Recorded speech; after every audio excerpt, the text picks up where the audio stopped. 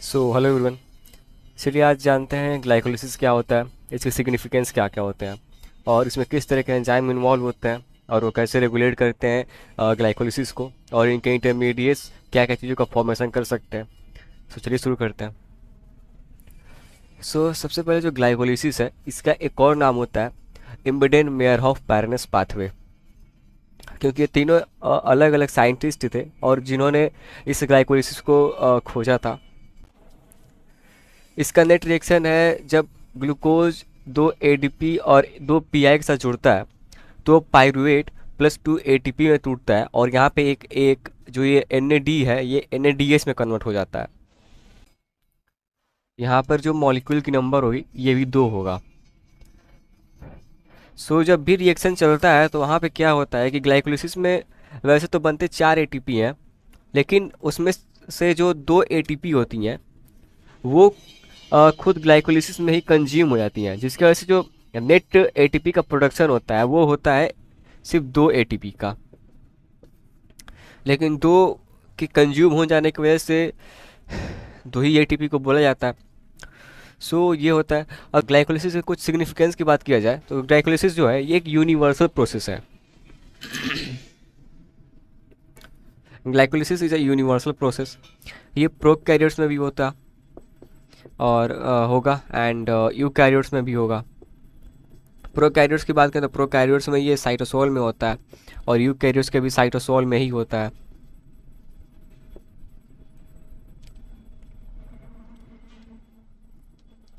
इसके जो इंटरमीडिएट्स होते हैं वो नॉन इसेंशियल अमीनो एसिड्स और ग्लिसरॉल, इन सब चीज़ों का फॉर्मेशन करते हैं। और ये एक मेजर पाथवे है ATP के प्रोडक्शन के लिए, ATP production. And emergency time पे यही एक पाथवे है जो ATP का प्रोडक्शन करता है। Emergency ATP yielding pathway.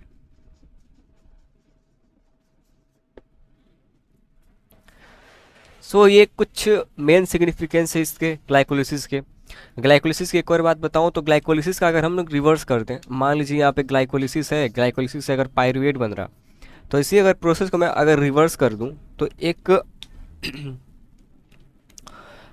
Process होती है जिसका नाम है ग्लूकोनियोजेनेसिस।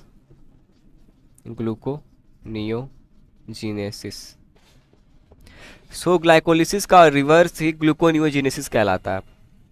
ग्लूकोनियोजेनेसिस में क्या होता है कि किसी भी नॉन कार्बोहाइड्रेट मॉलिक्यूल से ग्लूकोज का फॉर्मेशन किया जाता है। अब ग्लूकोनियोजेनेसिस में कई सारे सेल इन्वॉल्व होते हैं, लाइक SCR हुआ, ये सब चीज़ें। एक छोटी सी बात थी इसके बारे में। अगर इसे एक्सेप्शंस की बात किया जाए तो जो RBC और कॉर्निया होती है उसमें जो ग्लाइकोलिसिस है, कॉर्निया में तो एब्सेंट होता है, लेकिन जो RBC है इसमें ग्लाइकोलिसिस होता है, लेकिन वो एनारोबिक ग्लाइकोलिसिस होता है। एनारोबिक ग्लाइकोलिसिस क्या होता है कि वहाँ पे लैक्टेट का फॉर्मेशन हो जाता है, लेकिन कई जगहों पे ईस्ट में जो है, ईस्ट में इथेनॉल का फॉर्मेशन होता है ग्लाइकोलिसिस से, क्योंकि वहाँ पे एनारोबिक ग्लाइकोलिसिस होगा। वहाँ पे एल्कोहल का फॉर्मेशन होगा, और कभी कभी लैक्टेट का भी फॉर्मेशन हो जाता है इससे एनारोबिक कंडीशन में। उसको फर्मेंटेशन हम लोग बोलते हैं। अगर बात किया जाए अब इसके रिएक्शन की, किसी में कैसे first reaction, second reaction, third reaction क्या क्या होते हैं, तो उसके बारे में बात करते हैं रिएक्शन के बारे में। सबसे पहले तो जो ग्लाइकोलिसिस है वो 10 स्टेप रिएक्शन है,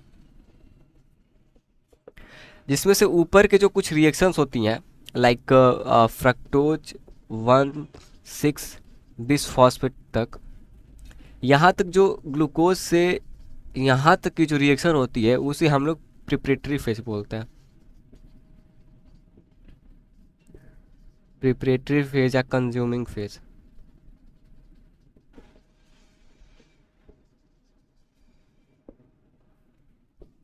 ओके,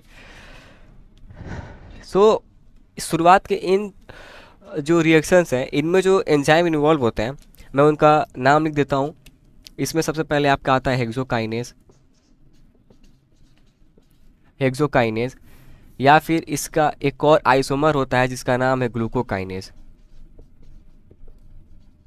ये दोनों काम एक ही करते हैं लेकिन इनकी जो वर्क प्लेस है वो डिफरेंट होती है। और सेकेंड जो है वो है फॉस्फो ग्लूको आइसोमरेज, एंड थर्ड जो है वो है फॉस्फो फ्रुक्टोकाइनेज। इसको शॉर्ट फॉर्म में PFK1 बोला जाता है। सो ये कुछ तीन मेजर इसके एंजाइम हुए जो शुरुआत से कुछ रिएक्शंस को परफॉर्म करते हैं।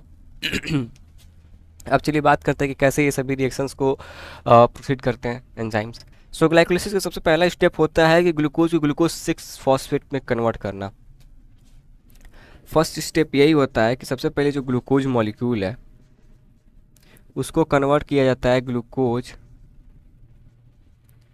6 फॉस्फेट में। सो पहला जो रिएक्शन है वो कैरिड किया जाता है इस हेक्सोकाइनेज के द्वारा या फिर ग्लूकोकाइनेज के द्वारा। अब पहली बात कि मैं ग्लूकोज से एक स्ट्रक्चर बना लेता हूँ। मान लीजिए ग्लूकोज है,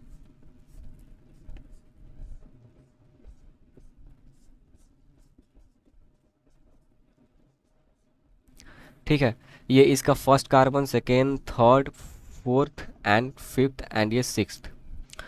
सो ये ग्लूकोकाइनेज हेक्सोकाइनेज या फिर ग्लूकोकाइनेज क्या करते हैं, ये यहाँ पर एक ATP का मॉलिक्यूल ADP में टूटता है, ATP मॉलिक्यूल ADP में।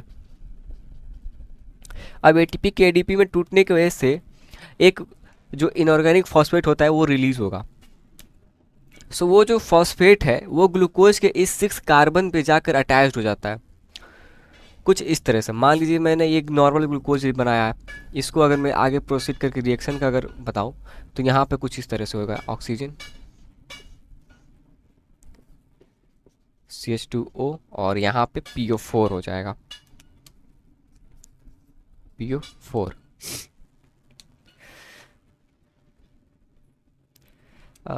PO3 2 नेगेटिव, PO4 नहीं होगा, PO3 2 नेगेटिव होगा।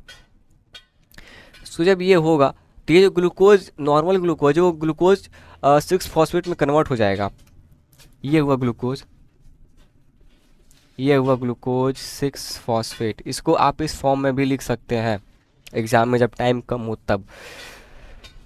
तो ये हुआ पहला रिएक्शन। अब हेक्सोकाइनेज की बात करें तो ये जो हेक्सोकाइनेज एंजाइम है, ये हेक्सोकाइनेज एंजाइम आपके मसल्स में वर्क करता है।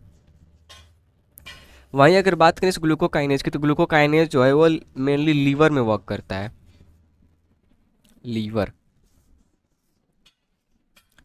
इन दोनों की स्ट्रक्चर में कुछ थोड़ी बहुत चेंजेस होती हैं जिसकी वजह से ये दोनों के दोनों एक दूसरे के आइसोमर होते हैं।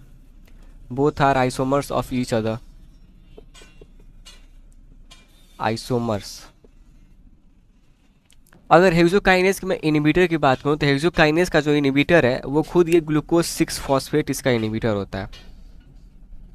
अगर आप ध्यान दें तो यहाँ पे फीडबैक इनिबिशन का मैकेनिज्म चलता है कि जब प्रोडक्ट ही आप खुद के एंजाइम को इनिबिट करने लगे तो उसको हम लोग फीडबैक इनिबिशन बोलते हैं। वही सेम चीज़ ऐसे यहाँ पे दोहराई जा रही है कि यहाँ पे जो ग्लूकोज 6 फॉस्फेट है वो हेक्सोकाइनेज को इनिबिट कर दे रहा है। इसका जो एक्टिवेटर होता है, इसका एक्टिवेटर होता है AMP। हेक्सोज का जो एक्टिवेटर होता है वो होता है AMP। अब बढ़ते हैं हम लोग आगे दूसरे स्टेप की तरफ। सो सेकेंड स्टेप में क्या होता है कि सेकेंड स्टेप में जो ग्लूकोज 6 फॉस्फेट है, इस ग्लूकोज 6 फॉस्फेट को कन्वर्ट किया जाता है फ्रक्टोज 6 फॉस्फेट में।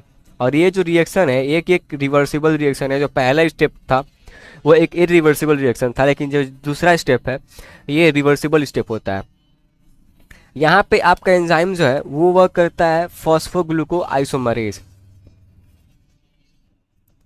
फॉस्फोग्लूको आइसोमरेज। ये जो रिएक्शन है ये आइसोमेराइजेशन रिएक्शन है, आइसोमेराइजेशन रिएक्शन। इस रिएक्शन में क्या होता है कि जो ग्लूकोज का स्ट्रक्चर वो कन्वर्ट कर दिया जाता है फ्रक्टोज के स्ट्रक्चर में। मीन्स जो मैंने पिछले टाइम एक डायग्राम यहाँ पे बनाया था, एक स्ट्रक्चर बनाया था जो ऑक्सीजन ग्लूकोज 6 फॉस्फेट का CH2O PO3 2 नेगेटिव, ये कन्वर्ट कर दिया जाता है फ्रक्टोज में। अब जैसे कि आपको पता है कि फ्रक्टोज भी एक 6 कार्बन मोनोमर मोनोसेकेराइड है, सो उसका कुछ स्ट्रक्चर इस तरह से होता है CH2O PO3 2 नेगेटिव। एक कार्बन यहाँ पे प्रेजेंट होता है और एक कार्बन यहाँ पे, तो इसीलिए 1 2 3 4 5 छः कार्बन हो गए। तो इसकी 6th पोजीशन पे एक PO4 ला के जोड़ दिया जाएगा। ये जोड़ा क्या जाएगा, इसके स्ट्रक्चर को बस चेंज कर दिया जाता है, क्योंकि आइसोमराइजेशन रिएक्शन है। आइसोमराइजेशन रिएक्शन में यही होता है कि किसी भी एक दूसरे कन्फर्मेशन को तीसरे कन्फर्मेशन में चेंज कर देना। सो ये तो हुआ ये, यहाँ पर किसी भी तरह का ATP ADP में कन्वर्ट नहीं होता, ये वो नॉर्मल सी बात इसके बारे में। अगर अब बात करें कि फ्रक्टोज 6 फॉस्फेट को फ्रक्टोज 1,6 बिस फॉस्फेट में कैसे कन्वर्ट किया जाता है, तो चलिए उसके बारे में जानते हैं। सो थर्ड स्टेप है, थर्ड स्टेप एक इरिवर्सिबल प्रोसेस है, इसमें ATP का यूज किया जाता है। आप ग्लूकोलिसिस में ग्लाइकोलिसिस में अगर कभी भी आपको देखना हो कि एक नया अगर ADP जोड़ा जा रहा है या फिर एक नया फॉस्फेट ग्रुप जोड़ा जा रहा है किसी अदर मॉलिक्यूल पे, तो वहाँ पे आप समझ लीजिएगा कि एक ATP जो है वो टूटेगा ADP में। किसी भी रिएक्शन में आप देखेंगे कि अगर मान लीजिए मैंने अगर यहीं पे थर्ड स्टेप को ही लो, तो थर्ड स्टेप में जब फ्रक्टोज 6 फॉस्फेट जो है वो उसके पास एक और फॉस्फेट का ग्रुप आ जाएगा और बन जाएगा फ्रक्टोज 1,6 बिस फॉस्फेट में। अब ये होगा कैसे, अब यहाँ पे जैसे मैंने बताया कि एक ATP टूटेगा ADP में और उसका एक इनऑर्गेनिक फॉस्फेट जो है इसके फर्स्ट कार्बन पर जाकर अटैच हो जाएगा। तो ग्लाइकोलिसिस में जब भी ATP से ADP बनता है तो वहाँ पर एक फॉस्फेट ग्रुप जो है उसके सबस्ट्रेट पे जाकर अटैच हो जाता है, जिसकी वजह से जो फॉस्फेट की नंबर है उस सबस्ट्रेट पे अधिक हो जाती है। ठीक है, सो बात करते हैं अब। सो ये जो रिएक्शन है वो किया जाता है फ्रक्टोकाइनेज के द्वारा, इसको एक और नाम देते हैं PFK1। यहाँ पे क्या होता है कि फ्रक्टोज 6 फॉस्फेट को कन्वर्ट कर दिया जाता है फ्रक्टोज 1,6 बिस फॉस्फेट में। अब ये जो स्टेप है, ये स्टेप रेट लिमिटिंग स्टेप कहलाता है, सबसे स्लो स्टेप है ये, कमिटेड स्टेप कहलाता है ये। कमिटेड स्टेप कहने का मतलब कि जब अगर ये रिएक्शन हो गया तो जो ग्लाइकोलिसिस है उसको कंप्लीट होना ही होना है, वो रुकेगा नहीं, क्योंकि आगे के सभी स्टेप होंगे, इसीलिए इसको कमिटेड स्टेप बोला जाता है। सबसे स्लोवेस्ट स्टेप है, जिसकी वजह से इसको हम लोग नाम देते हैं रेट लिमिटिंग स्टेप, क्योंकि इसी से रेट वो क्या आता है कि स्लो रेट ऑफ रिएक्शन का स्लो है या फिर फर्स्ट ऑर्डर या फिर सेकेंड ऑर्डर, ऐसे कुछ। ठीक है, तो ये तो हुआ ये। अब यहाँ पे क्या होगा, ये जो फॉस्फोफ्रक्टोकाइनेज है PFK1 एंजाइम है, ये यहाँ पे वर्क करेगा और यहाँ पे एक ATP जो है ADP में टूटेगा। अब इससे क्या होगा कि ये जो फ्रक्टोज था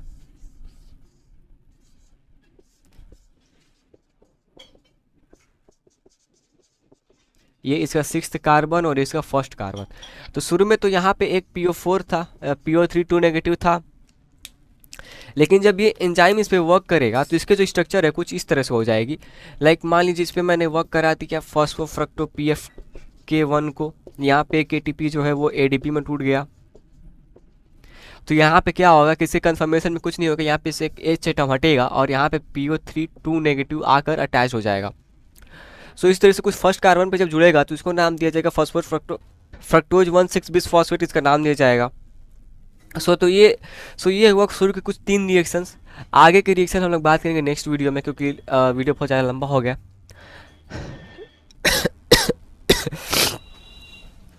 सो ये तो हुआ ये।